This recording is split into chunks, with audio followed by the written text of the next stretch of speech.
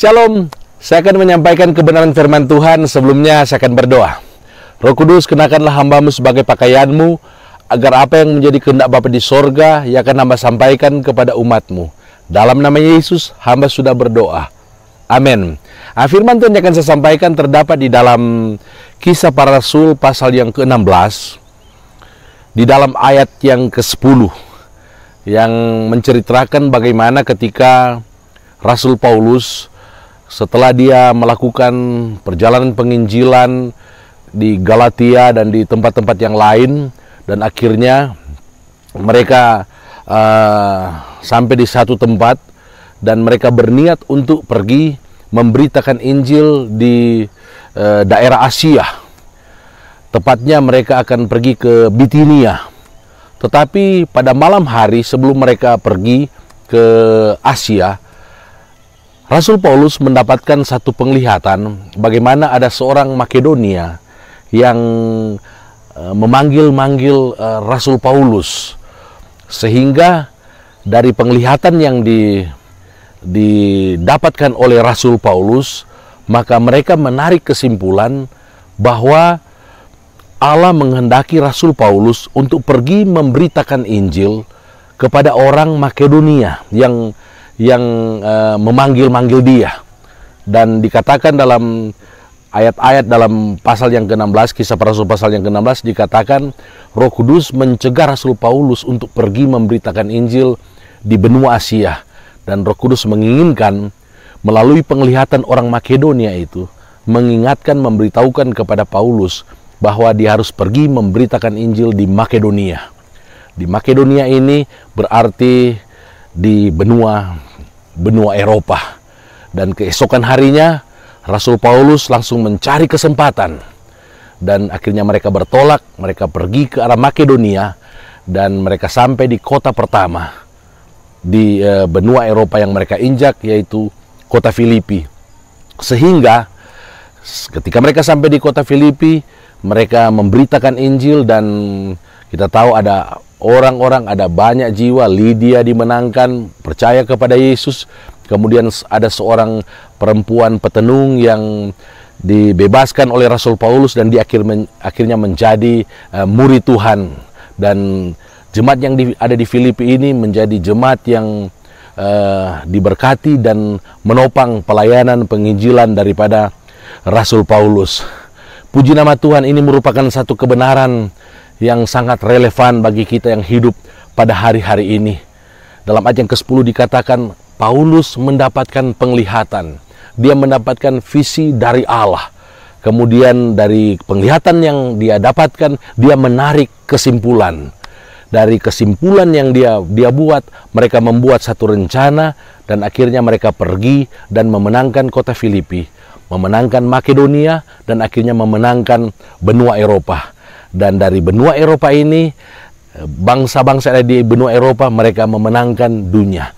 Termasuk juga Injil diberitakan di Indonesia. Injil diberitakan di benua-benua yang belum terjangkau oleh Injil. Untuk itu, apa yang kita dapatkan dari kebenaran firman Tuhan yang saya sampaikan ini, marilah pada hari-hari ini kita banyak berdoa kepada Tuhan. Kita meminta visi yang daripada Tuhan. Saya percaya kalau Tuhan memberitahukan apa yang dia inginkan agar supaya Rasul Paulus lakukan melalui orang Makedonia yang memanggil-manggil dia, sampai hari ini Tuhan kita tidak pernah berubah. Dia bisa memberikan penglihatan kepada kita apa yang harus kita lakukan, jiwa-jiwa yang harus diselamatkan, daerah-daerah yang harus diberkati, daerah-daerah yang harus dijangkau oleh Injil, harus dijangkau oleh kasih yang Tuhan sudah tanamkan dalam diri, dalam hati semua orang percaya, karena kasih Kristus sudah dicurahkan oleh Roh Kudus dalam hati saya dan saudara. Roma 5 ayat yang ke-5.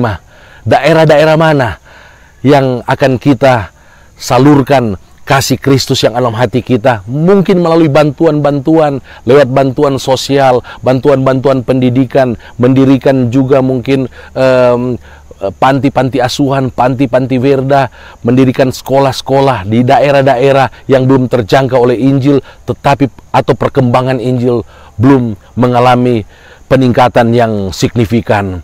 Mari kita melihat apa yang dialami oleh Rasul Paulus. Dia berdoa dan dia mendapatkan penglihatan yang daripada Tuhan. Kemudian ketika kita berdoa dan kita melihat atau mendapatkan visi yang dari Tuhan, maka kita harus membuat satu kesimpulan apa yang harus kita lakukan. Kita membuat satu strategi untuk kita melakukan apa yang kita lihat atau apa yang Tuhan beritahukan kepada kita. Untuk itu, biar kebenaran firman Tuhan ini akan menolong kita. Karena saya percaya sebagaimana Rasul Paulus benar-benar mentaati yang namanya visi yang daripada Allah. Sehingga karena dia mentaati visi yang daripada Allah, dia berhasil di dalam pelayanan penginjilannya. Bayangkan kalau dia tidak mentaati visi yang daripada Allah, dia tidak memperdulikan panggilan orang Makedonia.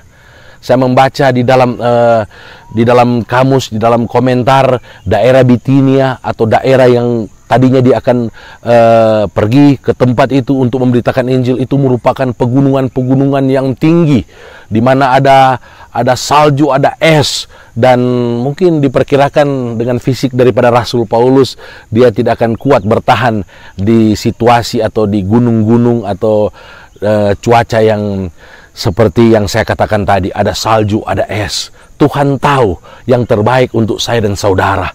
Untuk itu, Tuhan mengingatkan Rasul Paulus, kamu harus pergi ke benua Eropa, menangkan jiwa-jiwa di sana. Kalau kamu melanjutkan sesuai dengan apa yang kamu rencanakan, kamu akan mendapatkan gunung-gunung pencobaan, gunung-gunung yang tinggi yang mungkin bisa membuat penginjilan itu menjadi mandek kalau kita berada di tempat yang tidak Tuhan kehendaki, di tempat yang Tuhan tidak inginkan kita berada. Mungkin pada hari-hari ini ada orang yang melayani oleh karena keinginannya sendiri. Itu berarti bukan visi yang daripada Tuhan. Karena saya percaya kalau Tuhan yang menghendaki, Tuhan yang menuntun kita berada dalam satu pelayanan, maka kita akan bersuka cita. Sekalipun kita menderita, ada begitu banyak tantangan. Tapi karena Tuhan yang memanggil kita, Tuhan yang mengutus kita, Tuhan yang menaruh kita di tempat di mana kita melayani, sekalipun kita banyak tantangan, ada banyak penderitaan, tapi kita akan penuh dengan damai sejahtera. Karena kalau kita menderita oleh karena Tuhan Yesus Kristus, bukan menderita oleh karena keinginan kita sendiri. Untuk itu, mari pada hari-hari ini, yakinkanlah dirimu bahwa engkau melayani sesuai dengan panggilan daripada Tuhan. Dan mari kita mencari kehendak Tuhan, apa yang Tuhan inginkan untuk kita lakukan, kita mentaati. Sekalipun ada tantangan, pasti kita bisa melaluinya. Karena Tuhan yang membawa kita dalam pelayanan yang Dia percayakan kepada kita, sehingga Tuhan dipermuliakan. Kita juga akan mengalami damai sejahtera di dalam pelayanan yang Tuhan percayakan kepada kita. Puji nama Tuhan, mari kita berdoa. Terima kasih Tuhan buat firman yang sudah disampaikan. Jadilah kepada kami seperti yang Kau firmankan. Dalam nama Yesus, haleluya, amin. Dan bagi saudara yang sudah diberkati, silakan like, beri komentar, serta share dan subscribe channel YouTube saya, Simpson Pio Ministry. Dari Tur Masering, Kumulembuai, di belakang saya sebelah kanan ada Kelurahan Kumulembuai, di sebelah kiri Kelurahan Rudukan, dan di kejauhan di belakang sana ada Danau Tondano. Dari Tur Masering, Kumulembuai, saya menyampaikan kebenaran firman Tuhan ini. Puji nama Tuhan. Haleluya. Shalom.